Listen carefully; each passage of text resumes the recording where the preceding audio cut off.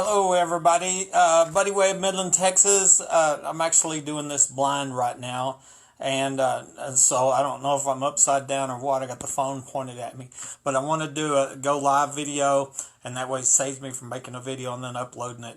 It's automatic. It is live, and the topic here, as you can see, I might have put 2010 Oil Show Party Murder, but I actually meant to put 2008 Oil Show Party Murder.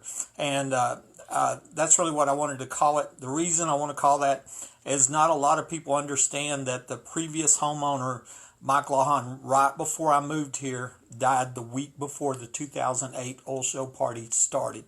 And I think that's significant because it looks like the parties that go along with the Permian Basin International Oil Show are happening in an underground facility said to be near this house, that's believed to be near this house. That's the prostitution parties where they murder little girls that won't prostitute.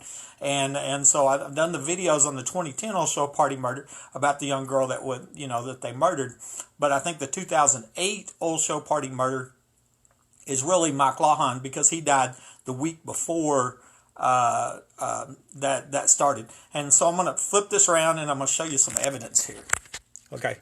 And so the first thing here on my YouTube channel, and I can see it now, is a video I did that's called Oil Show Party Murder. If you hadn't seen it, go check that video out. And it's truly really important. And you see just the main cover picture on there. At 11 o'clock p.m., she went to get her pill. They were systematically drugging the women at the Oil Show Party. It was do it or die. And I was talking to my friend on the phone at the time when that was going on. When this Oil Show Party, she was, I worked with her. We'd come to my home. She would leave. She would drive the party. She'd be there in like 5 minutes. And I believe it was happening in the underground facility said to be near this house. And so I'm gonna show you real quick.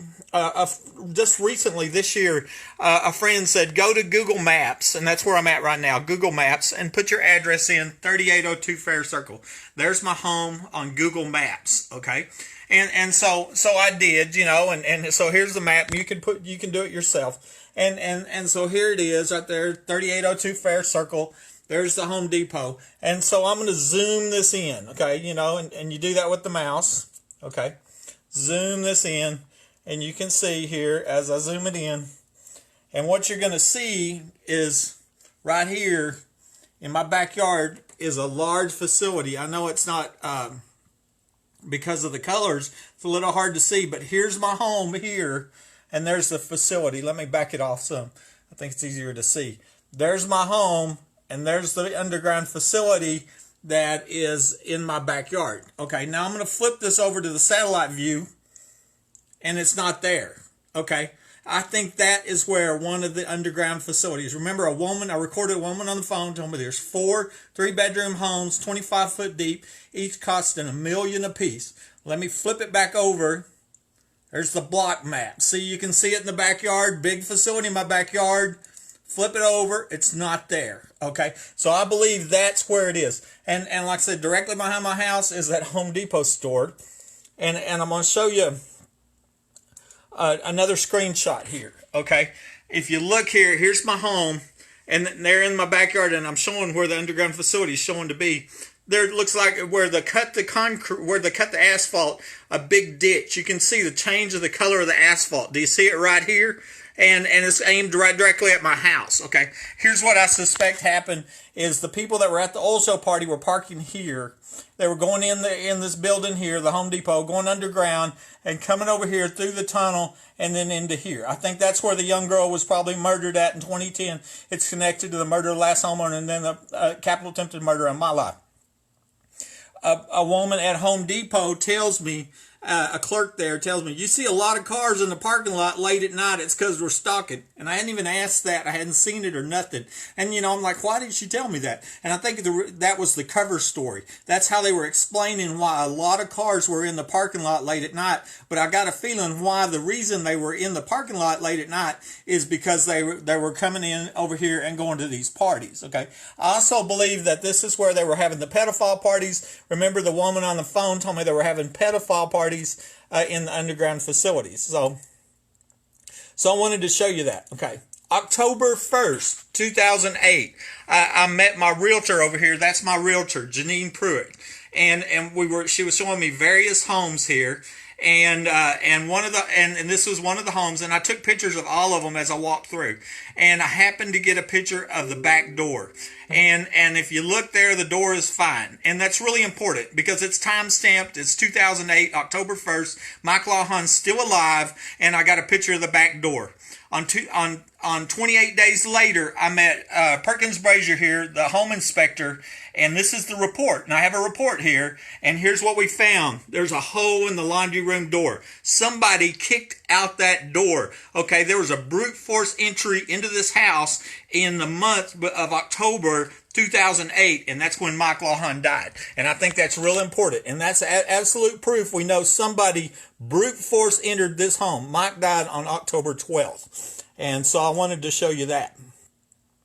And this is a message I just got recently, and I'll show you to it. It was concerning the widow, Sarah Lawhon, and the Facebook friend writes, she said her friend bought the house that after the murder with her son, then sold it to you. She said that everything you're saying is a fact and that the neighbors wouldn't even speak to her about all the stuff she was telling them. And so supposedly that was somebody, that Sarah Lawhon had told. Okay. And the other thing I want to show you here, Permian Basin International Oil Show. It started October 20th. Chuckwagon Gang Lunch. Okay, here it is, October 21st. Okay, so we know the date, October 20th. Now keep in mind, October 1st, I looked at the home. October 12th, Mike Lawhon dies.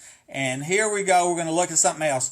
On October 14th, the Odessa American, and I just Googled William Michael Don Lawhon, okay, and on October 14th, there's a date, the Odessa American posted this death notice. I clicked on it and I'm waiting for it to open up. And I'm going to show you what this death notice says. Okay, this is the previous homeowner.